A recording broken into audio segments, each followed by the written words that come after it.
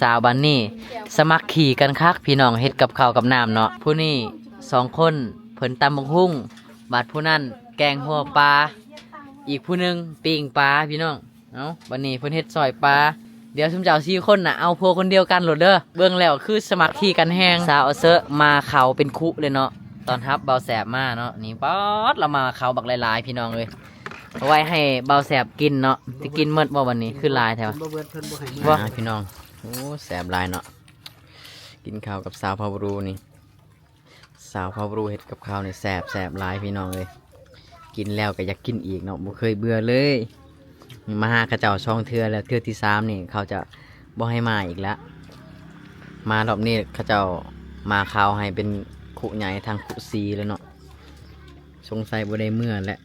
ปีนี้ เฮียนข้างอยู่นี่แหละพี่น้อง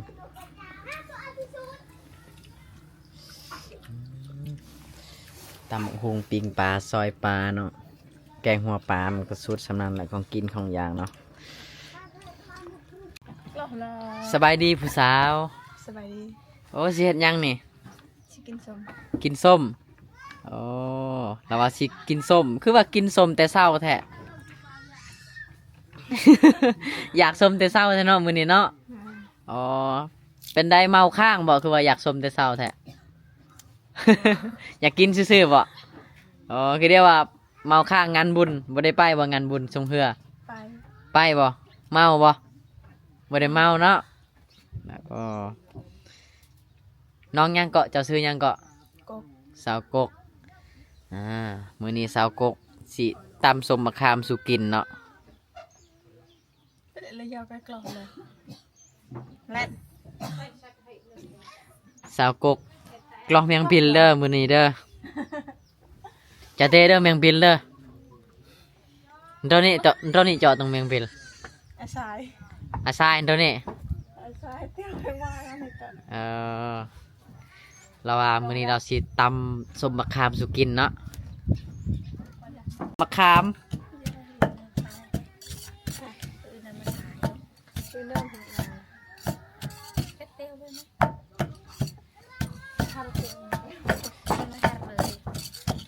มากินตำส้มกับผู้สาวเด้อ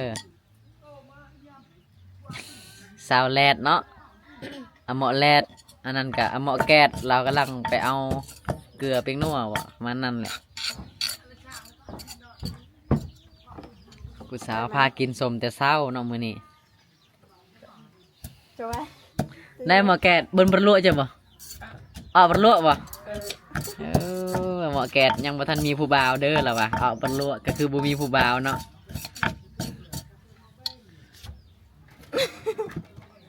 เป็นไรวะบัดนี้สาวหมอแกดเนาะกับหมอแรดพากินส้มแต่เช้าเด้อพี่น้องเด้อกินส้มตำมันมะขามเนาะสาววันนี้ขึ้นกกไม้ก็เก่งเนาะหน้าซาวเรืองยังบาดอาเซกวะสาวหมอแกนนี่วะสาวหมอแกดประลวดวะอ๋อหมอแรดเด้เต็มบ่แล้วว่าสาวหมอแกดกับบุมีผู้บ่าวสาวหมอแรดกับบุมีเด้อเพิ่นว่าโสดเบิดโอ้ยเจอแต่สาวโสดบัดนี้มานคักเนาะผู้ใดที่โสดก็ลองทักมาจีบเราเนี่ยเด้ออากาศหนาวนี่ทรงคือสีเงาคักเนาะ เงาบ่คือสิบ่เงาดอกมีผู้บ่าวคุยอยู่ติบ่มีเลยบ่อ๋อดงนั่นแหละอย่าเบะบ่เบะดงเบะดงอันเบะดงเด็ดดงอันเราว่านอนเฮือนไผเฮือนมันเนาะคันบ่รู้บ่เจาะหยังหน้าตาน่ะประจวบบ่ดงเลยบ่คันผู้บ่าวทางใดอยากมาร่วมกับไปหาอยู่เฮือนโลดเอิ้นชื่อว่าหมอแก๊สนะหมอแก๊สตะเมอเฮ้บ่เจาะเนี่ยตะเมอเลยบ่ตะเมอเลยเพิ่นว่าถ้าผู้ใดอยากไปร่วมกับไปเอิ้นอยู่เฮือนเด้อเอิ้นชื่อว่าหมอแก๊สสิมาร่วมน้ำเรากับลูกเลยเนาะประมาณนั้นแหละพี่น้องเนี่ยต้นออดบ่ ตะวันออดแม่นบ่ ตะวันออก ก็ขยันบ่รัวเสาอย่าเอาตะเวัน ตะวัน แล้วว่าบ่ได้ยิงเด้อบ่ได้ขี้คุยเด้อผู้ใดอยากมาล้มกะสิลุกมาล้มน้ำล่ะวะคะแนนมาเนาะคะแนนบ่รัวบ่เจาะบ่อ๋อคะแนนผู้ว่ามาล้มเพิ่นก็ลุกมาเล่นน้ำเนาะเห็นเสามาแลดตามมันบักคามนี่น้ำลายแตกเลย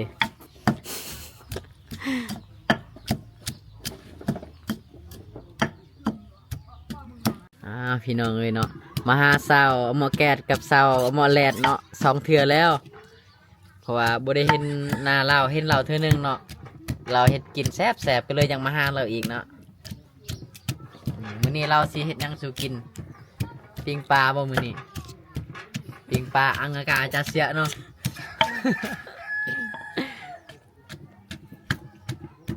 ถ้าเฮาเว้าภาษาลาวเพิ่นก็จะอย่างเดียวเนาะพี่น้องเฮาต้องเว้าภาษาบรูนำเพิ่นแล้วเพิ่นจังสิยิ้มแล้วก็หัวนำเฮาเว้าแล้วก็มาแปลเอาเนาะ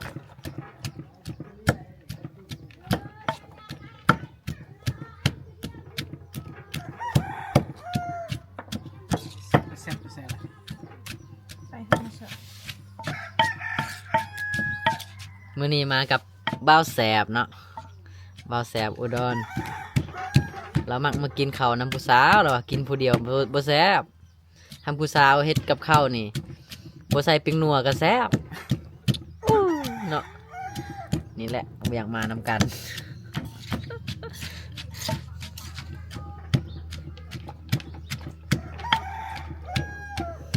เอาอีกไง พอละติผู้สาวน้ำลายแตกละ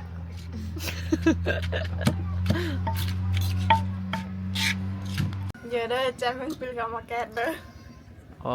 แมงเราแมงพิษหรือเปล่า อืม โอ้เราว่ามาเด้อมากินสมกับสาวเอาหมอแกดเด้อมาพี่น้องกินสมนำสาวหมอแกดกับสาวหมอแหลดเนาะบรรณะแซมเอ้ยเนี่ยบ่ บ้าน แต่ว่าหมูยาวบ่อ๋อเป็นหมู่กันเนาะบ่แม่นพี่น้องกัน แต่ว่าซื้อใกล้ๆกันเนาะอ้าวกินสมแต่สาวแท้เนาะสาวหมอแกดกับสาวหมอแหลดนี่สาวหมอแกดกับหมอแหลดในจานเราอ๋อหรือเรียงเนี่ย จ่าบัง จ้าบ้างบ่หมอแกดจ้าบ้างเต้โอ้เราถามเพิ่นว่าได้กินข้าวกับหยังเนาะสาวหมอแกดหมอแหลดว่าคืองามแท้เราว่ากินหน่อไม้เราว่าเอาจ้าอันเฉลยไหมจ้าเฉลยไหมเหยาะไหมเอาลองกินมึงดูปลาเต้อเหยาะบ่ส้มบ่โอ้ส้มผู้สาวมักกินแนวส้มสาวมาแกดมาแลดนี่มักกินแนวส้มเด้อมาพี่น้องกินส้มนำสาวแกดสาวแลดลองชิมเบิ่งก่อนมาเด้อ ใส่ด้วยหันสจ้าเลย คักแต่เนาะผู้สาวตามส้มสุกินพี่น้องแต่สาวเลยมื้อนี้แซ่บบักคักเนาะ สุดท้ายคือเยอะ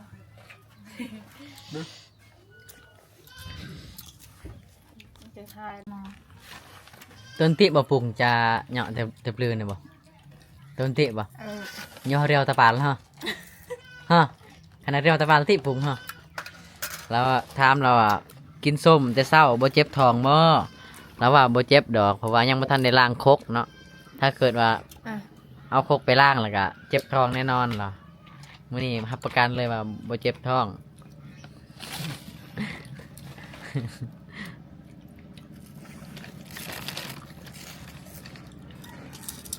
นี่ก็ผู้สาวเด้อนี่เด้อนี่ผู้สาวเหมือนกันสาวอาเซ็กเนาะสาวเซ็ก แบบพอเลย โอ้งามแล้วระวัง ทำไมล้างอย่างก็ล้างจักโจ้มึง คืออยากกินส้มแต่เช้าแท้ฮะ ยาจานเลย อ๋อบ่ได้ถือผ้าติอ๋อคือเดี๋ยวมาถือผ้าว่ากินส้มแต่เช้าแท้ใช่บอกเมื่อกี้คอยถือผ้าคอยจะกินส้มแต่เช้าอ่ะถือผ้าก็บ่ได้อีก บ่มีนะ บ่หยอกซื่อติ อืม บ่หยอกซื่อ มาทางกล้องแล้วก็แล้วแบบว่าจับ บ่ได้อ่ะสาวกิแฮงบ่ได้สาวกบกับบ่ได้สาวอแลดกับบ่ได้ มากันเลยต่อ บินกองให้งามภาษาเพิ่นว่าคอยงามเด้นี่เห็นแล้วเจ้าของงามขาวเห็นบ่ ตัวจริงตัวจริงแล้วกัน บัดนี้ผู้สาวสิปิ้งปลาสุกินเนาะพี่น้องเราปิ้งปลานิลอบเกลือสุกินไปเฮือนสาวอาเซ็กเนาะสาวอมาเซ็กเรายังบ่ทันเบิ่นประลัวเนาะนี่อันนี้เราสิจีมักเพชรก่อนเนาะเราสิเฮ็ดแจวแซ่บๆปิ้งปลาแล้วก็เอามาจิ้มเนาะ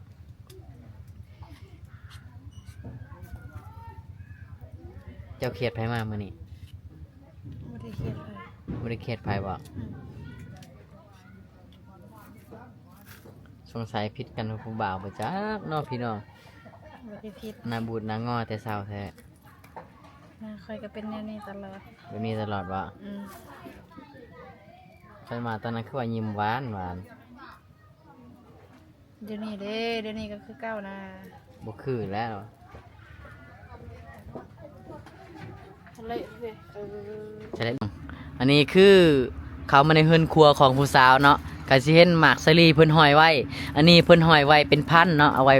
เป็นพันธุ์เอาไปปลูกเนาะบัดย่ามเฮ็ดไร่เฮ็ดสวนเพิ่นก็จะเอามาจากนี่แล้วก็เอามาปลูกให้เนาะพี่น้อง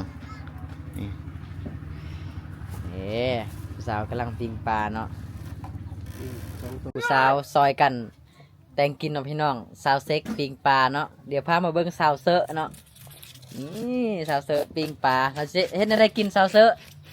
โอ้โหเลย เอ้าเฮ็ดอะไรซอยบ่หรือว่าปิ้งหรือว่าจังไดนี่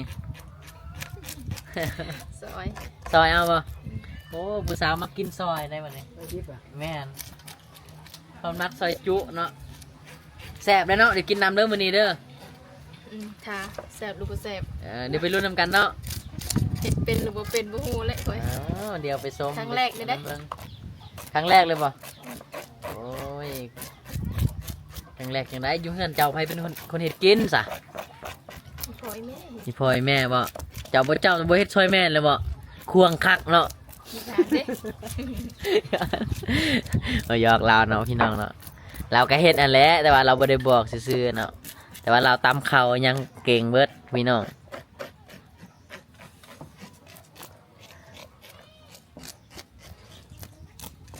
พี่น้องอันนี้มากับเบาแสบเนาะเรามาเบิ่งสาวอาเซ็กเฮ็ดกับข้าวเนาะแล้วก็มื้อนี้สาวอาเซอะเนาะเป็นสาวเซ็กสาวอาเซอะมาเขาเป็นคุเลยเนาะตอนรับเบาแสบมาเนาะนี่ป๊อดเรามาเขาบักหลายๆพี่น้องเลยเอาไว้ให้เบาแสบกินเนาะจะกินเมื่อบ่วันนี้คือหลายแท้ บ่เบิดเพิ่นบ่ให้มื้อ บ่ เดียวเพิ่นว่า เจ้าคือหมาเขาลายแท้ เพิ่นบ่เบิด โอ้ยขอโทษ เพิ่นบ่เบิดบ่ให้มื้อนั่นบ่ แมน โอ้ผู้หมาเขาพี่น้อง อือ ทางสีพุ่นนะเต็มเลย โอ้กินเมดบานกับบ่เมดได้สำหรับมื้อนี้ปาดผู้สาวมาเขาลายแท้บอกเพิ่นว่ามื้ออื่นสิมาหาแต่เช้าเด้อเพิ่นก็จัดเลยพี่น้องมาเขาคุ นี่คนหิน หนึ่งทั้งสีเลยเนาะอ๋อตะสาวเซอะสิบ่เมดเลยบ่เขาเจ้านี่คือมาลายแท้ฮะ ทำบ่เบิดก็บ่ให้เมื่อเลย โอ้กินบ่เมดไว้เมื่อ บ่เบิดบ่ให้ หมายถึงว่าเขาในกระสอบอยู่ในเฮือนเจ้าหมดเลยติเจ้ามาเบิดแล้วนี่จักสิกินหยังมื้ออื่น สิคอเขาเลย โอ้ไปขอคนอีกไปขอเขาเจ้าอีกเพิ่นว่าเขาเบิดมาให้เบาแสบเลยป้าดเบาแสบกินให้หมดเด้อเบิดคู่หนึงทั้งสีเลยนี่โอ้ตะเบิ่งรับมีดรับผ้าก็เก่งเนาะผู้สาวก็ได้จ้ะ ยามรับมีดนี่อย่าเว้าผิดใจเด้อเพิ่นว่า พี่น้องเนาะตอนนี้ผู้สาวเฮ็ดกินเนาะแต่ว่าเล่าอกหักแน่เนาะก็เฮ็ดกินแน่จักจังใดเพิ่นว่าจักแสบบ่แสบบ่ฮู้เลยมื้อนี้เพิ่นว่าถูกผู้บ่าวทิ่มตอนมื้อบุญสวงเฮืออยู่เมืองนอกเนาะผู้บ่าวทิ่มกลางทางเลยล้อย่างเมื่อฮอดเฮือนผู้เดียวเลยผู้บ่าวบ่มาส่งเลยล่ะว่าผิดใจแห้งตอนนี้เนาะเราก็เลยรับมีดรับผ้าตัวนี้สิไปนำเมียนผู้บ่าวคนนั้น แม่นบ่ ว่าเป็นตาญาติ อันนี้คือเฮือนครัวของผู้สาวเด้อพี่น้องเด้อนี่คือเฮือนครัวเนาะเฮือนแต่งอยู่ครัวกินเนาะพี่น้องเนาะเข้าไปทางในก็สิเห็นผู้สาวกำลังปิ้งป่าเลยเนาะสาวอาเซ็กคนสวยคนโสดเนาะโอ้แต่แซ่บคักเด้พี่น้องเอ้ยปิ้งป่าเนาะฝีมือสาวคนงามแซ่บๆเลยมื้อนี้โดนแล้วบ่ได้ไปหาสาวเซ็กเนาะประมาณเดือน2 เดือนแล้วพี่น้องคิดว่าเราเอาผัวแล้ว แต่ว่ายังบ่ทันได้เอาเทื่อเนาะยังโสดคือเก่าเป็นอย่างไรบุญช่วงเฮือเมืองน้องได้ไปอยู่บ่ บ่ได้ไป อ๋อบ่มีคนพาไปดิ บ่มีเงินเลย อ๋อคือเดี๋ยวว่าหาผู้บอกผู้บ่าวพาไปบ่ได้มีเนาะ บ่มี เป็นใดอาการของคนโสดนี่อยู่ผู้เดียวเป็นใด เงา กินข้าวแซ่บอยู่บ่ แซ่บอยู่หน่อยนึง แซ่บหน่อยนึงยามมื้อคืนนอนหลับจักโมงเวลานอน 12 โมง 1 โมงก็นอน อ๋อเนาะ คนโสดนอนยามไหนก็ได้นะ นอนยามใดก็ได้ อืม อ๋อนี่แหละสาเหตุคนโสดเนาะก็นอนดึกจังน้อยเนาะคันมีผู้บ่าวก็จะได้นอนแต่หัวแรงอยู่เนาะประมาณ3 โมง 4 โมงเขานอนแล้ว อืม นอนเว้นแท้วันนี้ ทำอีหลีเจ้าบ่มักผู้บ่าวเนี่ยบ่มักบ่ได้อยากได้ผู้บ่าวเนี่ยบ่อันนี้คือเว้าจากใจ อยา แต่ ก ว่า ได้เลยเนาะ ความหมายคือเจ้า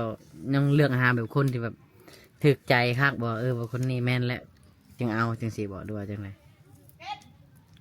ถ้าสมมติว่าเลือกก็เลือกอยู่เนาะเดี๋ยวนี้ก็โสดก็บ่เลือก แม่น ถ้ามีก็บ่ได้เลือกแล้ว ถ้ามีก็บ่ได้เลือก อืม ความหมายคือเจ้าเลือกคนที่จริงใจอีหลีตอนนี้แม่นบ่ แม่ แล้วก็คนที่ถึกใจเจ้า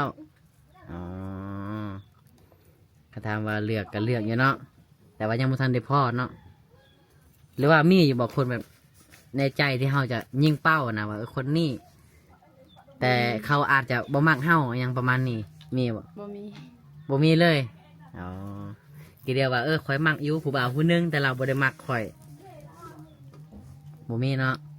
อ๋อแสดงว่ายังบ่ได้พอดีเนาะ กินข้าวกระแสบอยู่นอนแต่หัวแรง12 โมงเที่ยงคืนแล้ววะสาวหมอแกดกำลังล้างผักเนาะพี่น้องเนาะมาทางเศร้าเอาหมอเซอะกำลังซอยปลาเนาะมาทางเศร้าเอาหมอเซ็กปิ้งปลาสุกแล้วเนาะแล้วมาเศร้าหมอแลดกำลังอันยังก็สิตำบักหุ่งโอ้ผู้สาววันนี้เฮ็ดกับเขาวสามัคคีกันคักเลยพี่น้องเลยเต้อ นี่เป็นต้อนรับเบาแสบเนาะผู้สาว4 คนต้อนรับเบาแสบมาเล่นน้ำมาเขาเต็มขุเลยเนาะขุทางสีพี่น้องเนาะถ้ากินบ่เมิดบ่เมื่อมื้อนี้เนาะสาวหมอแกนเนาะโอ้ยคักแท้บ้านนี้เราอยากกินซอยปลาแล้ววะน้องเป็นคนมักซอยได้อ้ายเห็นวะเดี๋ยวถ้าอ้ายบ่ซอยเดี๋ยวน้องสิซอยให้อ้ายเบิ่งเนาะเห็นวะเอ้าวันนี้สิลองเบิ่งเนาะนี่มากินซอยปลาแซ่บๆบีบมะนาวใส่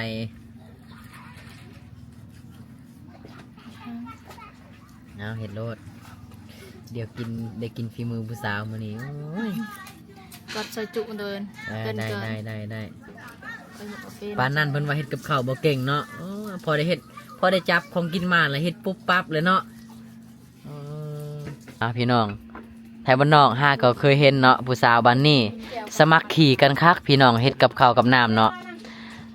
นี่ผู้นี้2 คนเพิ่นตำบักหุ่งบาดผู้นั้นแกงหัวปลาอีกผู้หนึงปิ้งปลาพี่น้องเอ้าวันนี้เพิ่นเฮ็ดซอยปลาปอดโตพี่น้องเอ้ยคักๆเนาะผู้สาวบ้านนี้เดี๋ยวซุมเจ้า4 คนน่ะเอาพวกคนเดียวกันโลดเด้อเบิ่งแล้วคือสมัครขี่กันแฮงพี่น้องโอ้แซ่บหลายเนาะกินข้าวกับสาวพาวรูนี่สาวพาวรูเฮ็ดกับข้าวนี่แซ่บหลายพี่น้องเลยกินแล้วก็อยากกินอีกเนาะบ่เคยเบื่อเลยมาหากระเจ้าช่องเทื่อแล้วเทื่อที่3นี่เขาจะบ่ให้มาอีกแล้วมารอบนี้เขาเจ้ามาข่าวให้เป็นขุใหญ่ทางขุซีเลยเนาะสงสัยบ่ได้เมื่อแหละปีนี้ เฮียนข้างอยู่นี่แหละพี่น้อง